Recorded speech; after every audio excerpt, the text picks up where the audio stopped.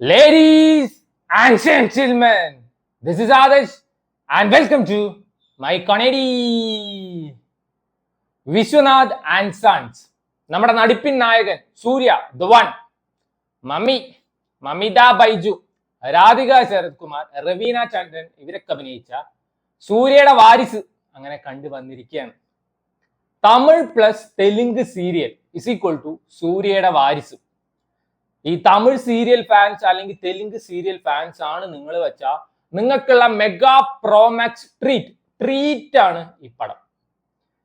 So എനിക്ക് മനസ്സിലാവാത്ത ഒരു കാര്യം, വിജയ്ക്ക് വാരിസ് ഉണ്ട് പറഞ്ഞിട്ട് സങ്കടപ്പെട്ടിട്ടാണോ സൂര്യ ഇങ്ങനെ ഒരു വാരിസ് ഇറക്കി വിട്ടത്? ഈ സിനിമയില് ഏറ്റവും കൂടുതൽ പറയുന്ന വാക്ക് എനിക്ക് വാരിസ് വേണം, എനിക്ക് വാരിസ് വേണം, എനിക്ക് വാരിസ് വേണം. വെങ്കിയാണ് ഇതിന്റെ ഡയറക്ടർ നല്ല വാരിസ് അങ്ങോട്ട് പണിക്കൊടുത്തു. കോമാളിത്തരത്തിന്റെ പീക്ക് കാണിച്ചിരുന്ന ഒരു ഫസ്റ്റ് ഹാഫും അൺസഹിക്കബിൾ torture second half is equal to സൂര്യയുടെ വാരിസ്. പ്യുവർ ടോർച്ചർ ആയിട്ടാണ് എനിക്ക് ഈ സിനിമ തോന്നിയത്. സോ ഈ സിനിമയുടെ പ്ലോട്ട് നമ്മുടെ ജയറാമേട്ടന്റെ ഒരു പടമുണ്ട്, എന്താണ് സൂര്യപുത്രനാണോ എനിക്ക് ഡയറക്റ്റായിട്ട് പേര് ഓർമ്മയില്ല. അതിൽ കൊച്ചിനെ അഡോപ്റ്റ് ചെയ്യണം വെച്ചാൽ ഇതിൽ സറഗസി, ബാക്കിയൊക്കെ സെയിം ആണ്. ആള് ഭയങ്കര പൈസക്കാരൻ, ഇതിൽ പൈസക്കാരൻ. ഇപ്പോഴും ജയറാമേട്ടന്റെ ആ സിനിമ ടി വിയിൽ വരുമ്പോൾ ഞാൻ കാണാറുണ്ട്, കാരണം എനിക്കത് അടിപൊളി പടമായിട്ട് തോന്നിയിട്ടുണ്ട്. ഇതൊക്കെ വെച്ച് നോക്കുമ്പോ അത് പട്ട്. സോ ഈ സിനിമ തുടങ്ങുന്ന സമയത്ത് പാരീസ് 2024 ഒളിമ്പിക്സ് ആണ് കാണിക്കുന്നത്. സൂര്യ ഒളിമ്പിക്സിൽ പങ്കെടുക്കുന്നുണ്ട് ഷൂട്ടിങ്ങിന്. കോമൺവെൽത്ത് ഗെയിംസ് ആണെങ്കിൽ ഓക്കെ, ഏഷ്യൻ ഗെയിംസ് ആണെങ്കിൽ ഓക്കെ, ഇതൊന്നും പോരാത്ര ഒളിമ്പിക്സിൽ തന്നെ പങ്കെടുക്കണം. അതിൽ സിൽവർ ബ്രോൺസ് ഒന്നും പറ്റില്ല, ഗോൾഡ് മെഡൽ അടിക്കണം. ഗോൾഡ് മെഡൽ അടിക്കുകയും ചെയ്യും. അപ്പൊ തന്നെ ഭയങ്കര ഓവർ ദ ടോപ്പ് ആയിട്ടാണ് തോന്നുക. ഞാൻ വിചാരിച്ചു പടം ട്രാക്കിലോട്ട് കയറുന്നു. പിന്നീട് അങ്ങോട്ട് പടം മൊത്തം സീരിയൽ വാട, ഇമോഷണൽ തൊള്ള. രാധിക ശരത് കുമാറിന്റെ ഇമോഷണൽ തൊള്ള അൺസഹിക്കബിൾ. വാരിസ് വേണം, കല്യാണം കഴിക്കണം. വാരിസിന്റെ അതേ സംഭവം തന്നെയാണ്. വാരിസിൽ എനിക്ക് വിജയ വീടൊക്കെ പെട്ട സാധനമാണ്. എനിക്ക് അംബാനിയുടെ പോലത്തെ ഒരു വീട്, അതേപോലെ ഇതില് അംബാനിയുടെ പോലത്തെ ഒരു വീട്. ഇതിൽ ബിസിനസ് ടൈക്കൂൺ ആണ് നമ്മുടെ സൂര്യ. പിന്നെ നമ്മുടെ സറഗേറ്റ് മദറായിട്ട് മമ്മി അങ്ങോട്ട് വരും. പിന്നെ അങ്ങോട്ട് ശുഭം. അയ്യോ, വെറുപ്പിക്കുന്നതിന്റെ പീക്കാണ് മമിത ബൈജു ഇതിൽ കാണിച്ചു തന്നിരിക്കുന്നത്. കൊച്ചിന് മമ്മി എന്ന് വിളിക്കാൻ എളുപ്പത്തിന് വേണ്ടിയാണോ മമ്മീനെ കാസ്റ്റ് ചെയ്തിരിക്കുന്നത് എന്ന് മനസ്സിലായിട്ടില്ല. രാധിക ശരത് കുമാറും അതേപോലെ തന്നെ മമ്മിയും തമ്മിലുള്ള കോമ്പിനേഷൻ സീൻസ് രസമുണ്ട്, ഇല്ല പറയുന്നില്ല. എപ്പോഴൊക്കെ സൂര്യ ഒരു സെക്കൻഡ് വെറുതെ ഇരിക്കണോ, ഈ കൊച്ചി വിക്രമാദിത്യന്റെ തോളത്തുള്ള വേതാളത്തിനെ പോലെ വരും, വെറുപ്പിച്ചു കൊല്ലും.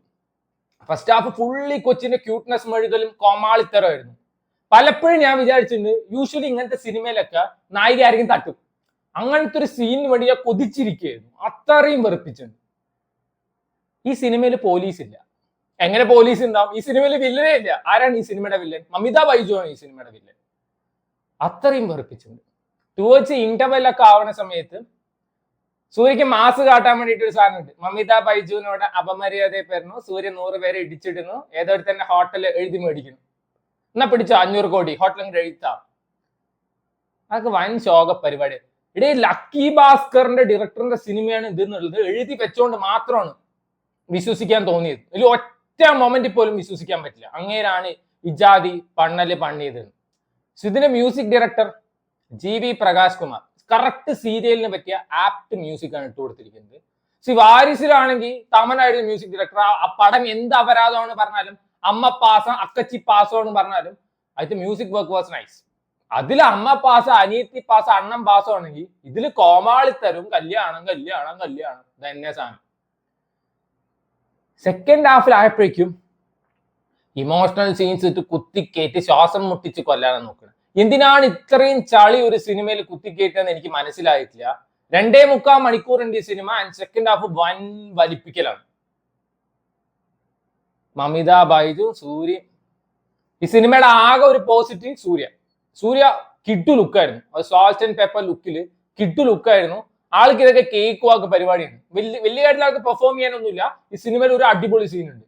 മറ്റേ രാധിക ശരത് കുമാർ മരിക്കുന്ന സമയത്ത് സൂര്യയുടെ ഒരു ഇമോഷണൽ സീൻ പെട്ട സാധനമായിരുന്നു. അത് ഒഴിച്ചു കഴിഞ്ഞാൽ ഇതിൽ ആൾക്ക് വലുതായി അഭിനയിക്കാനൊന്നുമില്ല. സ്റ്റിൽ ഈ സിനിമയിലെ ഏക പോസിറ്റീവ് സൂര്യ മാത്രം. ജി.വി. പ്രകാശിന്റെ ഒക്കെ പല സമയത്തെ പാട്ടൊക്കെ ഉണ്ട്. അയ്യോ എന്ത് ദാരിദ്ര്യാണെന്നാണ് പലപ്പോഴും തോന്നി. ഒരു പാട്ടുണ്ട് കേട്ടാ, ഡഫാണ് ആഴം ടഫാണ് ബീർ എന്നൊക്കെ പറഞ്ഞിട്ട്, അത് നൈസായിരുന്നു. അവിടെ റവീന ടണ്ടനെ ഒക്കെ കൊണ്ടുവന്നിട്ടുണ്ട്. ഞാൻ വിചാരിച്ചു നല്ലൊരു റോള്. എന്റെ ആദ്യത്തെ ഒരു തോട്ട് എന്താണെന്ന് വെച്ചാൽ റവീന ടണ്ടൻ ചിലപ്പോൾ സൂര്യയുടെ പഴയ കാമുകിയായിരിക്കുന്നതാണ്. കാരണം സൂര്യക്ക് 42 വയസ്സായി എന്നൊക്കെ കാണിക്കുന്നുണ്ട്, മമിത ബൈജുവിന് 22 വയസ്സെന്ന് കാണിക്കുന്നത്. റവീന ടണ്ടൻ സൂര്യയുടെ അച്ഛന്റെ സെക്കൻഡ് പണ്ടാട്ടി. ഇത്ര എന്താണ് അഭിനയിക്കാനുള്ളത്? 2 സീനിൽ വന്നിട്ട് കണ്ണിട്ടില് ടാപ്പ് തുറന്നു വെച്ച് പോകുന്നുണ്ട്. അതാണ് റവീന ടണ്ടൻ റോൾ. ഇതിന് റവീന ടണ്ടന്റെ ആവശ്യം എന്താ? അയ്യേ, ഇതിലും ഭേദം അജയ് ദേവ്ഗണിന്റെ ഒരു പടമുണ്ട്, ദേ ദേ പ്യാർ ദേ. 1ഉം 2 ഇറങ്ങിയിട്ടുണ്ട്, അത്യാവശ്യം തമാശയൊക്കെ ഉള്ളതാണ്. അത് റീമേക്ക് ചെയ്ത് വെക്കുന്നതായിരുന്നു ഇതിലും ഭേദം. അതിലും ഇതേപോലെ ആയിരുന്നു. തബുവാണ് ആളുടെ ഭാര്യ. ആൾക്ക് 19 വയസ്സുണ്ട്. ആള് മറ്റേ റക്കുൽ പ്രീത് ആയിട്ടില്ല അപ്പം. റക്കുൽ പ്രീതിന്റെ തന്തപ്പിടി മാധവന് ഈ അജയ് ദേവ്ഗണിനെക്കാളും പ്രായം കുറവാണ്. പിന്നെ നടക്കുന്ന പരിപാടിയാണ്. That was fun. This is shit. Serial നിലവാരത്തിലുള്ള സാധനം. എനിക്കൊക്കെ സെക്കൻഡ് ഹാഫ് അൺസഹിക്കബിൾ ആയിട്ടാണ് തോന്നി. എപ്പോഴെങ്കിലും ഒന്ന് ഇറങ്ങി പോകണമെന്ന് വരെ എനിക്ക് ഈ സിനിമ കണ്ടപ്പോൾ തോന്നി. Still I trusted the director. Director Suriya ചോദിച്ച പോലെ തന്നെ വാരിസ് പണിക്കൊടുത്തു. പെർഫോമൻസ് വൈസ് ഇതിൽ ഏറ്റവും അടിപൊളി സൂര്യ തന്നെയായിരുന്നു. സൂര്യ കൊടുത്തത് ഭംഗിക്ക് ചെയ്തിട്ട് വലുതായിട്ട് പെർഫോം ചെയ്യാനില്ലെങ്കിലും ഈ സിനിമ തുടങ്ങുന്ന സമയത്ത് ദ വാൻ മറ്റു ടൈറ്റിൽ കാർഡ് എഴുതി കാണിക്കുന്നുണ്ട്. പറ്റ ശോകം സാധനമായിരുന്നു. പറ്റ ശോകം ടൈറ്റിൽ കാർഡായിരുന്നു. കറുപ്പിന്റെ സാധനമൊക്കെ നൈസായിരുന്നു ഇത് വെച്ച് നോക്കുമ്പോൾ. Radhika Sarath Kumar emotional blackmailing ആണ് ഈ സമയത്തും. സ്റ്റിൽ രാധിക ശരത് കുമാറും മറ്റേ മമിത ബൈജു തമ്മിലുള്ള കോമ്പിനേഷൻ സീൻ നന്നായിരുന്നു. എന്ന് മമിത ബൈജു രാധിക ശരത് കുമാറിനെ വിട്ടിട്ട് സൂര്യയോടൊപ്പം വരാൻ തുടങ്ങിയ വെറുപ്പിക്കലിന്റെ പീക്ക്. എനിക്ക് ഇതിൽ ഏറ്റവും വെറുപ്പിക്കലായി തോന്നിയത് മമിത ബൈജു ആണ്. ഈ സിനിമയുടെ വില്ലൻ മമിത ബൈജു ആണ്. നമ്മളല്ല, റവീന ടണ്ടന് വലുതായിട്ട് പെർഫോം ചെയ്യാനൊന്നുമില്ല. ജി.വി. പ്രകാശിന്റെ അനിയത്തി ഇതിലൊരു റോൾ ചെയ്യുന്നുണ്ട്, കണ്ട്രാവി റോൾ, വേറെ ഒന്നും പറയാനില്ല. നമ്മുടെ നാസർ, ശിവഗാമി നാസർ അവസാനം വന്നിട്ട് 2-3 കോമഡിയൊക്കെ അടിച്ചിട്ട് പോകുന്നുണ്ട്. അങ്ങനത്തെ 1-2 മൊമെന്റ്സിലൊക്കെ ചെറുതായി ചിരിയൊക്കെ വന്നിട്ടുണ്ടായിരുന്നു. 90% ഈ പടം സീരിയൽ നിലവാരമാണ്, സീരിയൽ സാധനമാണ്. ബാക്കി 10% ഇമോഷണൽ സീൻസും അത്യാവശ്യം കോമഡി സീൻസും ഇതൊക്കെയുണ്ട്. എനിക്ക് ഔട്ട് ആൻഡ് ഔട്ട് വെറുപ്പിക്കലായിട്ടാണ് ഈ പടം തോന്നിയത്. ചിലവർക്ക് ഇത് വൻ പടമായിട്ടൊക്കെ തോന്നും. സോ വേണ്ടവര് കണ്ടു നോക്കുക. Watch movies at your own risk.